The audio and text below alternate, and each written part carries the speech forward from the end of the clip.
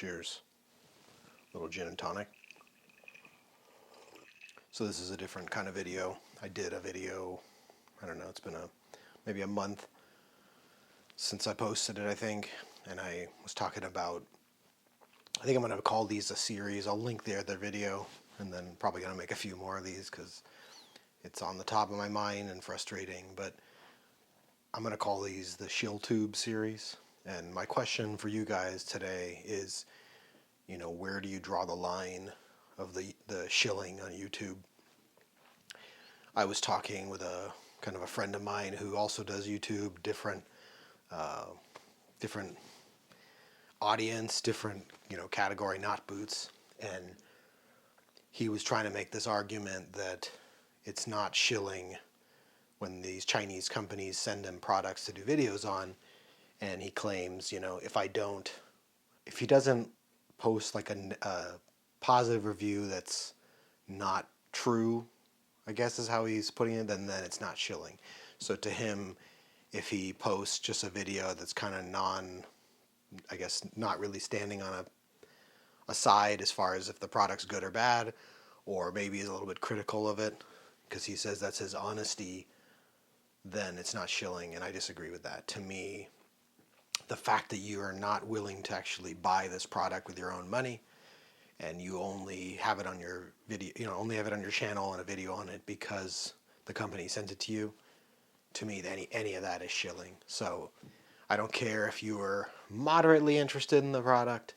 If you didn't go out and spend your cold hard cash, so to speak, on this product because you actually wanted to buy it, to me, it's shilling.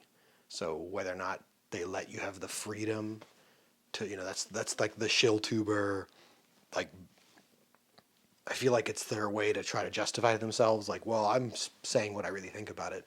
The reality is, you wouldn't have posted a video if you weren't given this product by this Chinese company or wherever it is. They're only you're giving them marketing, and they're only getting video time and views out of your video shilling because they gave you the product for free.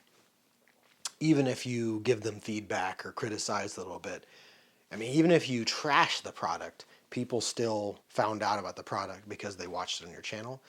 It's marketing, it's advertisements, and you weren't paid. Or you could say you were paid. You're a paid shill if you consider the fact that they exchanged a product with you. So realistically, you are being paid. You're a paid shill because they gave you this product for free, and then you made a video on it. Even if you're a little critical of it, you're a paid advertiser. So to me, that doesn't stand up to sound logic. If you're getting this product and doing a video on it because they sent it to you for free, you're a shill, in my opinion. And I think too, Rosanville recently, in this space that we're in here on the boots, the boot journeys, he's like the king of boot shills. He shills anybody who's willing to pay him to do a video on it. So we saw this years ago when Nick's paid him, and Nick's boots. So Nick's was the best boot there is, the best PNW the boot, the best made. And then he does some collaborations after that with Whites. They probably paid him a little bit or whatever. Now Whites is the best and the original, and you can't beat Whites. And then he did a video on JK, and they're the best because they're doing it differently. It's just like anybody, whoever pays you is a shill. Whoever pays you gets you to shill for them. And it's like you have no integrity at all. And it really peaks, I think, when you see him doing, and I don't even follow him, honestly. I watch his videos once in a while when either YouTube pops it up or somebody, someone that kind of like my boot friends online sends me a link. Rick, who's on like comments a lot, I chat with him a bunch, and he seems to keep up with Weston, and will send me some of those videos, and I'll watch them. Sometimes it's interesting, and you're it's a drug, right? We want the next fix, so I want to watch another video on boots, and even though I don't really like the guy Weston and his channel because of his shilling, sometimes I'll still watch it. But the recent one was a post about this Thursday collaboration, and I thought he was critical of Thursday in the past because he's always critical of these kind of junk brands, and their products, in my opinion, are trash. I wouldn't, if this is what I really thought about it.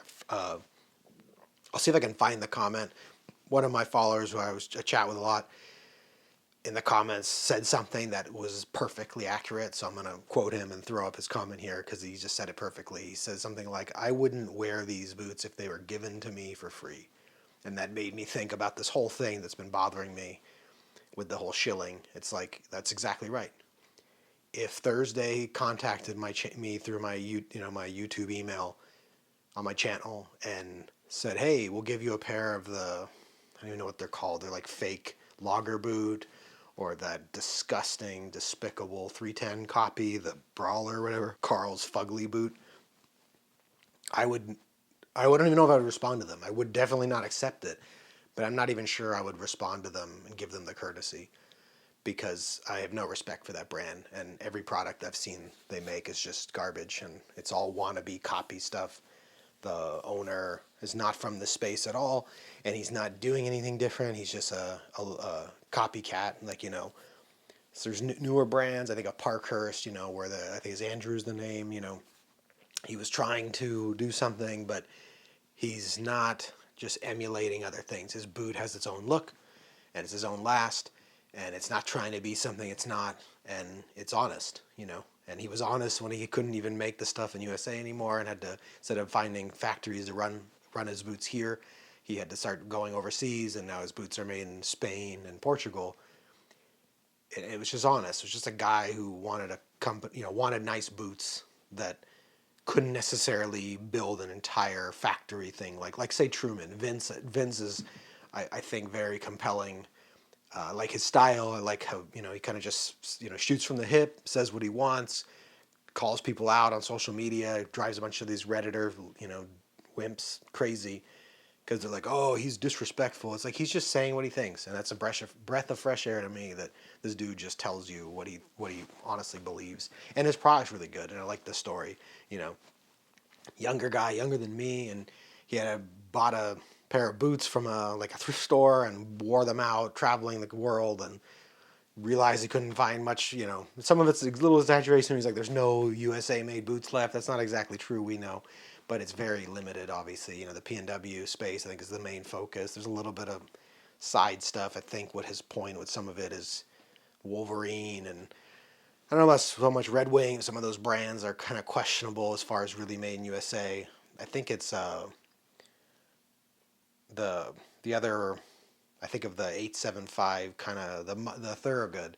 Thorogood, I think he's called them out. Like they'll say something's made in USA, and it's sort of like made mostly in China, and they glue the sole on here, and then they call it made in USA. And there's some technicalities that people are basically fudging what that really means. Basically Chinese-made boots being sold with a made in USA flag kind of stuff. And not to go too far off base with it, he's just kind of honest in what he is, and it triggers a lot of people and drives people crazy. But I think it's funny and refreshing that he's not this corporate shill nonsense, bullshitter. And I particularly like his boots. I'm honest about them. I've never been given one for free, and I don't do that. I've never been given any boots for free. I've never been approached to get a free boot, but I think you have to kind of go after these things somewhat unless you're huge. But I wouldn't even reach out to a brand and say, hey, can you give me a pair of boots for free and I'll do a video. I think that's just disgusting, and just the ShillTube filth, and it's not authentic, and it's not honest. And I like their boots. I've bought a bunch of I was talking about Truman, but I'll call out that the 79 last, which seems to be their most common, is garbage. It's literally a horrible last for my foot. I got to admit that. Then everybody's the same with their foot shape, but I like the 56 a lot as far as the fit. Visually, it's a little, kind of dressier looking, so maybe that's not perfect. The 20 is the one I hope they can finesse it a little bit. I heard about a version 2, but it's the one that kind of appeals to me with the look, and it fits, good, decent. I don't know, like the 11 and a half is kind of snug, but it works. The 12 is good with boot socks, so, neither of those is perfect, as I've said, but I like the whole thing collectively, and it's all honesty. It's me seeing their boots, buying some of their boots, some of them not working. That 79 pair, 11 and a half double E, I ended up having to sell them. I bought a, what is it, a 12D stitch down, kind of a vintage pair from a guy on eBay, and they were way too tight in the toe box. Sold those. I owned those for like a few days and immediately moved on from them because the fit was just not working. You know, these are all my own honest opinions of these things based off me buying these boots new or used with my own money.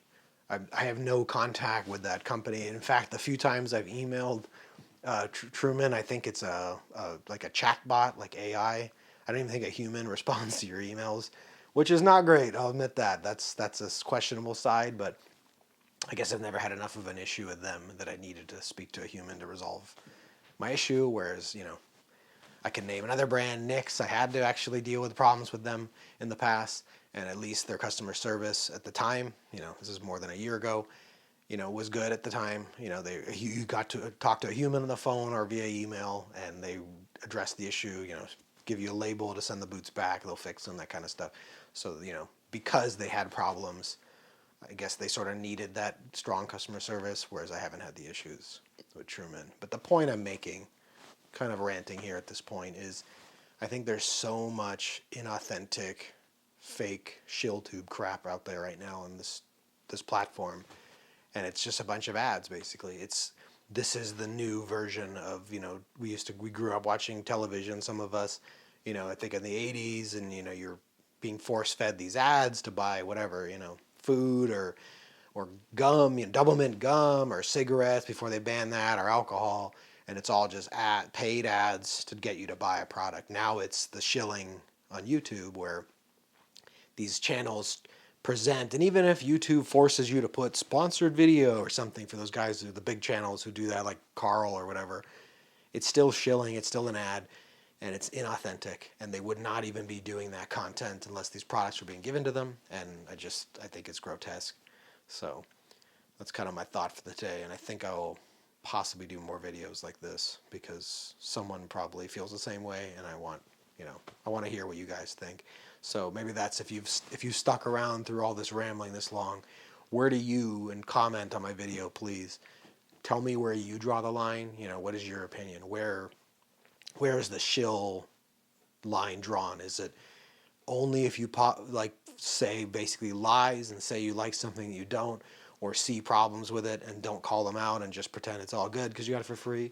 Or do you agree with more on kind of the side I'm on, where in any kind of partaking and getting things, you know, kind of it's like the quid pro quo, tit for tat, you know, you only did the video because you got the product for free, whether it's boots, you know, here, or another product like my friend who's not in the boot space, but these Chinese companies send him their product. He only did the video on those products because they sent him the product.